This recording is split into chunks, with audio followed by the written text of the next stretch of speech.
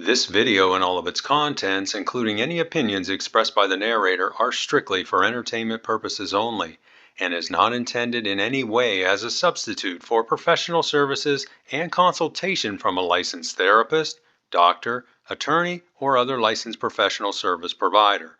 Each person must make their own life decisions, and those decisions are theirs. Welcome back to Find Your Alpha. I'm back at you this week with another terrific video story, and you can see the title right on your screen. Man dumps wife and flees to El Salvador after discovering her affair and getting a paternity test. He's been orange pilled. Now, what does that mean, orange pilled? That means somebody that owns Bitcoin and is a big promoter of Bitcoin. And this guy definitely is. So let's get into this story and see what it's all about. He starts out, he says, I've been married to my wife for 8 months and we have a 19-month-old son. She and I met and started dating casually in 2020. Our relationship began slowly and remained platonic for several months before progressing beyond that point. The lockdown had a lot to do with it, as during that time we were only able to meet up a handful of times. After the restrictions were lifted, our relationship developed quickly and things became intense between us. Then, a few months later, she informed me she was pregnant. Are you kidding me? A few months later? That's a red flag, man, a big red flag, and you're going to see why. This came as a complete shock, and I wasn't prepared for it. I used protection nearly every time. However, there were several second rounds when I didn't. Oh, come on, dude. While I mostly blame myself, during those times she encouraged me and told me it was safe based on where she was in her cycle. Never trust a woman to provide the birth control. And if she says she's following the rhythm method like this woman did, don't believe it. I assumed the child to be mine because we had been inseparable since getting serious. You never assume anything when it comes to a pregnancy. Remember that. Though apprehensive at first, I look forward to being a father. She moved in with me and I attended most of her doctor appointments. When the baby was born, we gave him my first and last name, even though we were not married. After living together for just under a year, I proposed and we married a month later. The ceremony was casual and we had a small reception for just our families and a few friends. We were deeply in love and crazy about our son. After taking maternity leave, my wife eventually returned to work. When she did, my mom started watching our son. Since my start time is later, I usually drop him off in the morning and my wife picks him up after work. Oftentimes we end up having supper with my parents as my mom loves to cook. I thought I had the perfect life, but all that changed on Veterans Day. It was a company holiday and we both had the day off.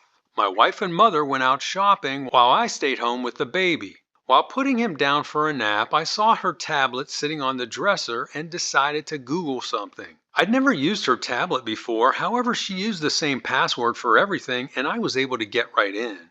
I didn't give any pause to using her tablet as we openly shared each other's smartphones and our home computer. After completing the search, I decided to check Twitter and Facebook to see what was going on in the world as I waited for my son to fall asleep. Instead of signing into my accounts, I just used hers since she was already logged in. While on Facebook, I decided to check her messages out of curiosity. I wasn't looking for anything.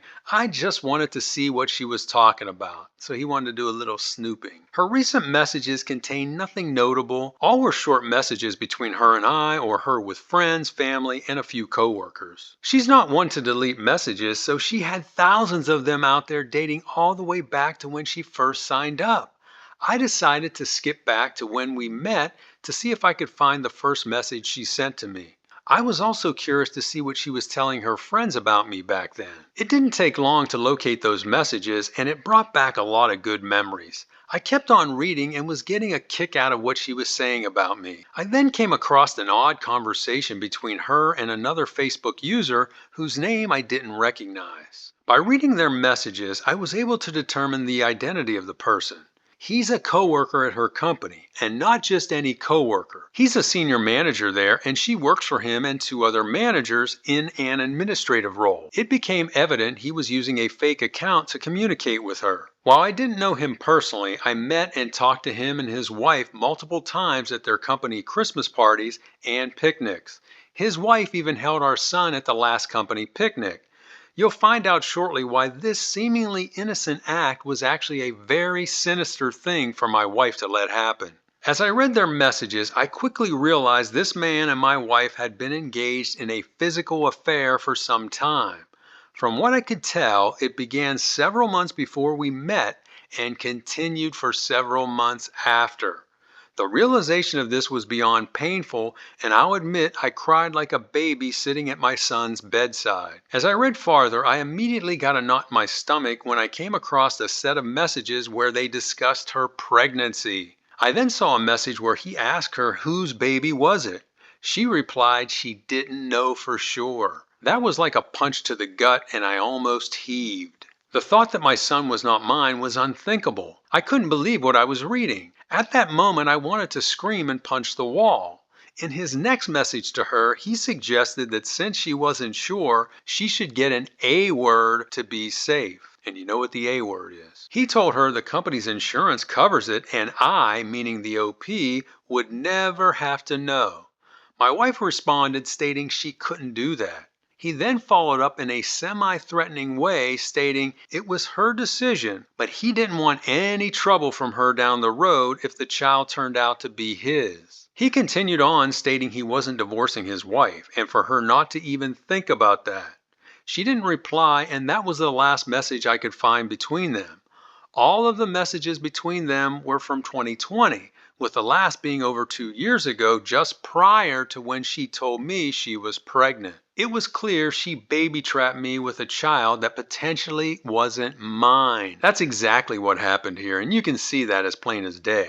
She was obviously in love with her boss, and she got pregnant, probably, I would guess, on purpose, thinking, hey, I'll get pregnant, and then he'll be obligated to me, and then eventually he will leave his wife and marry me. Well, you can see that guy wasn't going for that. So once she found out that that guy, the guy she really wanted, wasn't going for it, she said, oh, what are my options now? Oh, let me latch on to this nice guy I've been dating. That's what I think happened here. He goes on and he says, I felt like such a fool.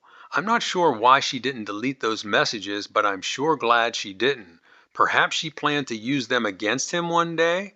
And he says that with a question mark. While watching my son sleep, my feelings went from deep sadness to total anger as I thought about what she had done to us. I thought about confronting her with my mother present as soon as they returned, but decided I probably should get my ducks lined up before doing so. When they did return, I acted as normal as possible, but my mom noticed something was off with me and asked if I was getting sick. I told her no, I was just a little tired chasing Junior around all day. She laughed and said she empathized with me as he wears her out too. The following day I had trouble concentrating at work as I was distracted thinking about what I had to do. The first and most important thing on my list was to get a DNA test, and I scheduled an appointment for later that week. On the day of, I took time off and swung by my parents' house to pick up my son. My mom was surprised to see me. I told her I had to run a few errands for the company and wanted to take my son with me as he loves riding in the car.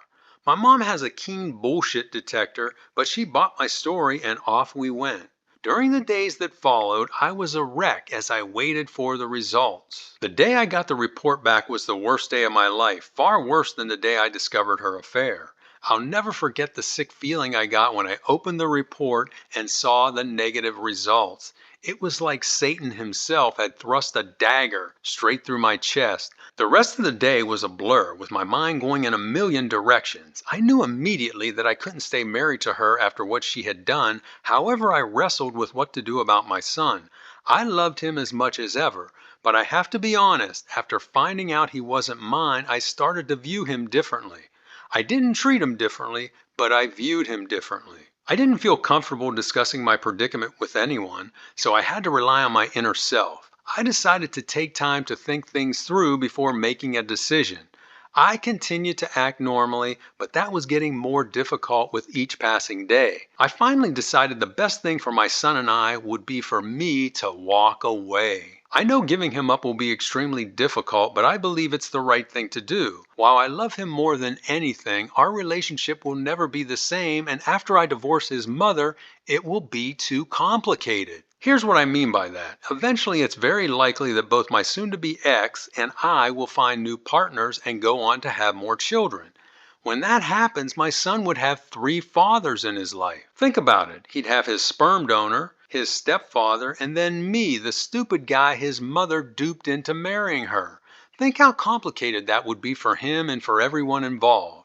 If I stepped away now, he'd forget about me in a few months and we could avoid all that. So after many sleepless nights, I met with an attorney and got things rolling. He advised me that since we'd been married for less than a year and the marriage was entered into under false pretenses, I could pursue an annulment. So he lucked out here. He explained it would be like the marriage never happened, which sounded great to me.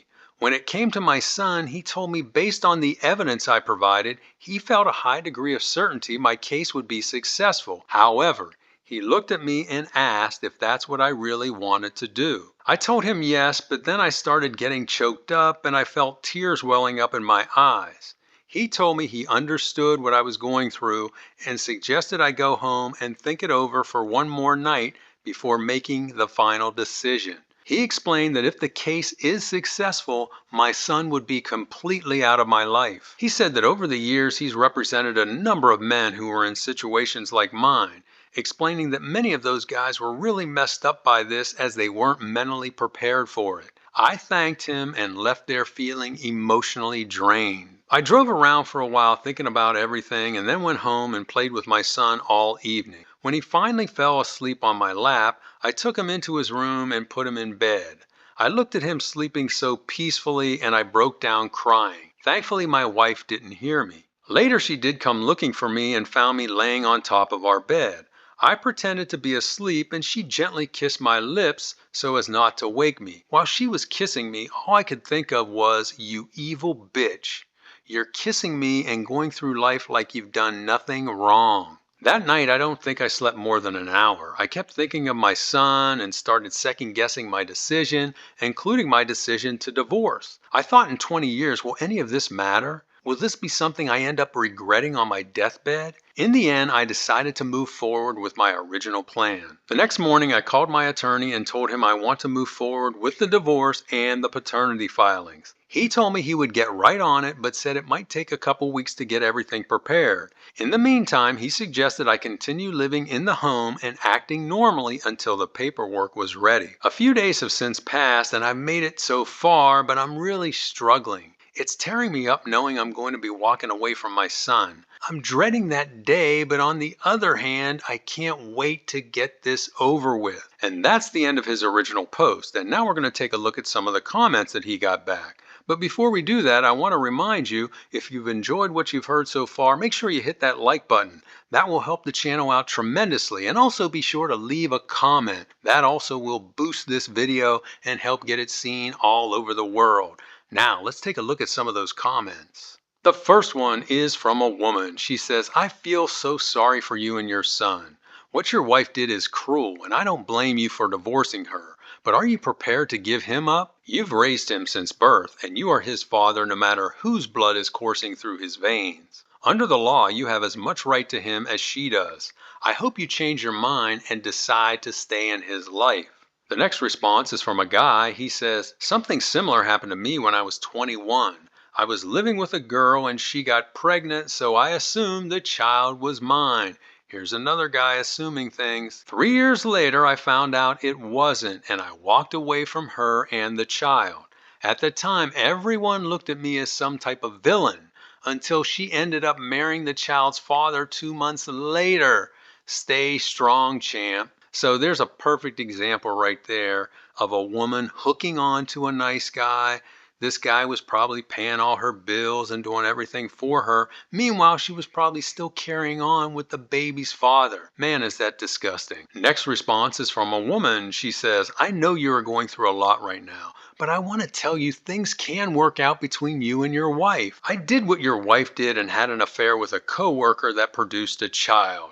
I didn't tell my husband, but he eventually found out 4 years later. Initially, he planned to divorce me, but at the last minute, he decided to give us a chance. She goes on, she says, he told me he was doing it for our biological kids and not for me or my bastard.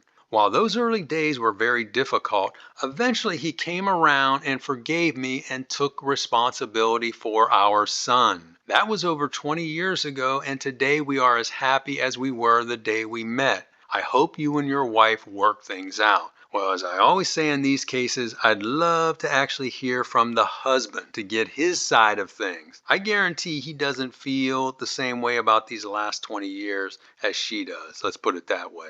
And the final response is from a guy. He says, get out while you can before the courts saddle you with raising another man's child. That happened to me as I live in a communist state that treats men like trash. I wonder what state that is. Could it begin with a C? My wife had an affair and had a baby, but then stuck me with it. I found out about the affair a year later and had a DNA test done which confirmed my worst fears. He goes on, he says, I divorced her and that sailed right through, no problem. But the judge denied my dismissal of paternity, ordering me to pay child support until she's 18. Don't get me wrong, I love that girl like she's my own, but I think it's so unfair for a man to be required to support another man's child. Her bio dad works and should have to pay something. The laws need to change. Amen, brother. I agree with you 100%. Until these laws change, I think you're going to see less and less people getting married because of situations like yours. And this is why it's so important to check the laws in your state before you even think about getting married. If you're in one of these states like he's in that are going to strap the husband no matter what, why do you want to enter into a legal contract that binds you in a situation like that? And now we're going to take a look at his updates. The first one came 3 weeks later. He says, greetings from Playa El Zante, El Salvador. As I sit here watching the sun go down, contemplating my life, I thought I'd take time to provide an update on my situation. About a week after my last post, my attorney finished the paperwork for my divorce and paternity filings. Once they were ready, it was time to put my plan in action. I first sat down and told my parents what was going on. To say they were devastated is an understatement. They were both so upset, especially my mom, as she has been such a big part of my son's life. Both my parents gave me their full support, but my mom asked if there was any way I could see it in my heart to stay in his life. I told her I would love to, Mom, but it was just too complicated.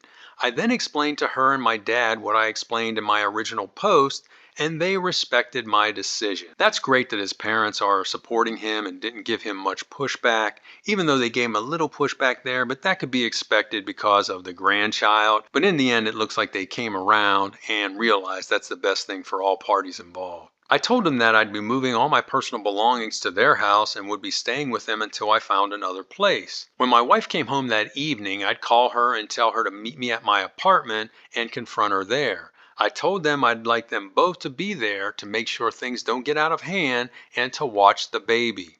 At the confrontation, I was direct and told her I knew all about her affair with her boss. She was stunned, burst into tears, and told me she could explain everything. I told her I would give her plenty of time to speak, but I had more to say. I then handed her the DNA test and told her I'm not her son's father.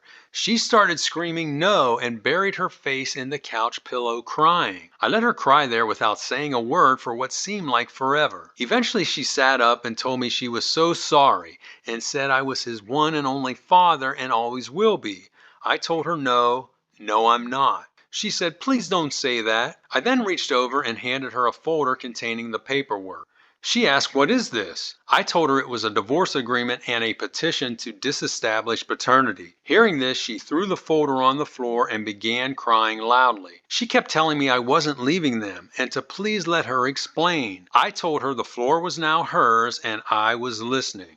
Instead of talking, she excused herself to the bathroom to get a tissue. She was in there for a good 15 minutes before I went over to check on her.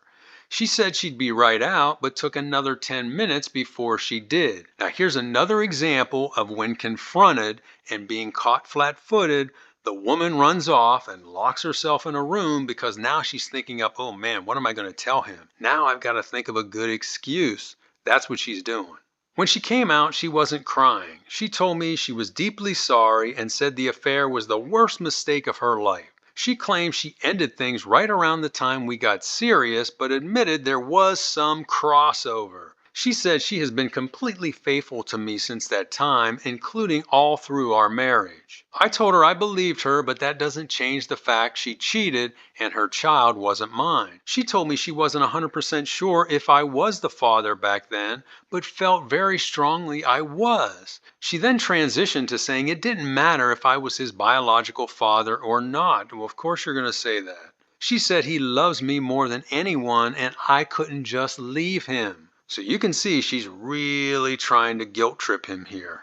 I anticipated she was going to say something like this, and I was prepared. I held my ground and didn't waver, despite her crying and begging me to do so. She was an emotional wreck, and my mother ended up spending the next 3 nights with her and the baby until her mother arrived.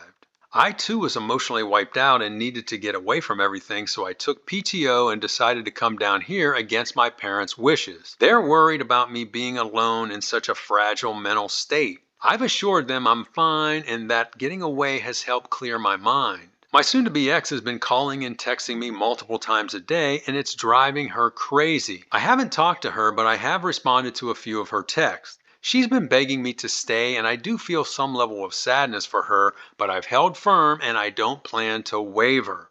That's where things stand at this moment. Both of my legal cases have been filed, and I'm just waiting for a court date.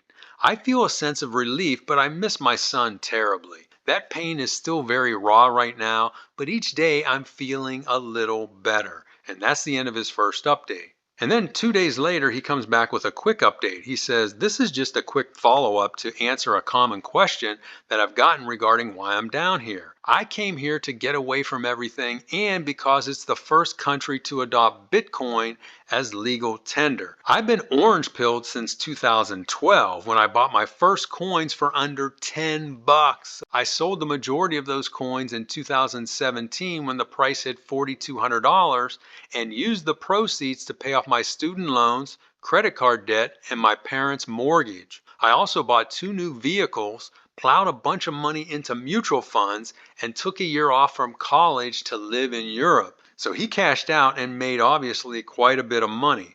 But let me tell you something, the most recent price of Bitcoin was over $42,000. So just think how much he would have had if he would have just held on to it for a few more years. He says, at the time I thought I was a financial genius, but looking back now I feel like a fool as the current price is many times that today. I could have retired a multimillionaire if I would have held them a few more years. Regardless, I've done quite well and I still have some coins, but not quite enough to retire, at least not yet. And that's the end of his second update, and now he comes back with his final update, which occurred 10 months later. He said, I never planned to post here again, but so many of you have been asking for a status update, I thought I'd give you one. The annulment and paternity challenge cases are both complete, and I am free of all my marital obligations. I've started a new job and I'm splitting my time between the States and El Salvador. When I was down here earlier this year, I fell in love with the place. During that trip, I met the CEO of a blockchain company while sitting at the beach bar one day. We ended up having a lengthy discussion, and the following day he invited me to tour their offices. While there, he had me meet with some of their employees and talk to their HR manager. To give you the TLDR version, they offered me a job the next day. I didn't immediately accept due to my personal situation, and I wasn't sure if I wanted to live in a foreign country. I also still had my job back home that I loved. The CEO told me they'd be willing to let me work remotely from America as long as I spent a couple weeks down there every quarter. He told me to go home and think about it and call him back in a few days. When I got home, I talked to my parents and they supported me, though they were concerned about me working outside the country. They were also concerned that I was just running away from my problems, but I assured them that wasn't the case. In the end, I decided to take the job 5 months ago, and I absolutely love it. I'm back in El Salvador now, and each time I come down here, I like the place more and more. I think I'll eventually make it my primary residence as things stateside are getting too damn crazy. To me, El Salvador gives me vibes of what the United States must have been like after World War II. Everyone here seems so upbeat and looking forward to the future. He says, now getting back to my personal life. Prior to my divorce, my wife tried everything to convince me to change my mind. I do believe she did love me and was sincere, but the damage was done and there was no coming back from it. It's funny, after I started my new job, all the deep hate I had for her seemed to disappear. She noticed, and that upset her more than when I was angry with her. She could tell that I had moved past her. As for her son, that's been the hardest part, but even that has turned out okay. My mom still watches him, and I've stopped over a few times to eat lunch with him when he's been there. Now, he needs to be very careful with this. I mean, I know his mom and his parents really love the child, but the fact that they're still watching him, that maintains that connection with him, and he's got to be very careful about that. He says, when I saw him for the first time in several months, his eyes lit up and he gave me a big kiss and hug. He still remembers me, but I think he sees me now as just a nice guy and not as Dada. He's a great kid and I'll never forget him. I'm amazed at his resiliency and I'm thankful he's adjusted so well. I imagined him crying constantly for me as my wife told me he was, but obviously he is long since past that now. My ex loves when I visit, and she's told my mother she hopes one day we'll get back together, but that's never going to happen. Just be careful, mister. Again, you're keeping that connection with this woman and her child. If you start doing things for the child, she may be able to go after you for child support. So you got to be very careful in these situations. She's still working for the same company, but her asshat lover no longer does. Let's just say a little birdie told his wife all about the workplace romance and love child he had, and she didn't take it too well. Aw, that's too bad, he says with sarcasm. My mom told me he's paying child support to my ex now, but I really don't care as it's none of my business. So I think I've told you everything there is to tell. This will be my last update and I'll probably end up deleting this post in a few weeks as I don't want anyone figuring out it's me. Thanks for following the roller coaster that has been my life for the past year. Hasta luego, he says. So that's the end of his story, and overall, he made a lot of mistakes up front. We saw that. He didn't use protection, he married the girl and assumed it was his baby right off the bat. All big mistakes. But once he did find out that she cheated and the child wasn't his, he took immediate action, and I think he handled it very well. And now I want to go over what I think are the morals of the story. The first one, use protection every time and never trust a woman to provide it. This woman was telling him, oh, I'm following the rhythm method. Never believe a woman when she tells you that. Next, always DNA test. Never assume anything. Remember that, guys. Never assume anything when it comes to paternity. Next, check the laws in your state and protect your assets before getting into any serious relationship. Now, this guy had Bitcoin and a lot of it, as you heard, and probably had a lot in savings and investments. But apparently he didn't have to split anything or give his wife anything because they annulled the marriage. So he was lucky. He really lucked out. But if he had actually went through a regular divorce, he'd be splitting all his assets with this woman, all his Bitcoin, his investments, and everything else he has. So you always got to protect your assets and check the laws of your state before you get into any relationship. Next, have a passion beyond your relationship that motivates you to live. So many times you hear about these guys, they put all their eggs in their relationship basket. They build their lives 100% around their wives, their girlfriends, or their fiancés, and then if something happens to that relationship, they're just devastated. This guy had a life passion, as you can see, with Bitcoin and with blockchain technology, and that kept him going. That kept his juices flowing, and he was able to get through this very difficult situation pretty easily. And finally, indifference and leading a successful life is the best revenge. So, those are my thoughts, and now I want to hear from you. What did you think of this story, and how do you think the guy handled it? Would you have done what he did, or would you have done something completely different? Also, what are your thoughts on Bitcoin? Tell us about it in the comments. Also, be sure to like this video, share it with your friends, and subscribe to this channel. And I will talk to you on the next one.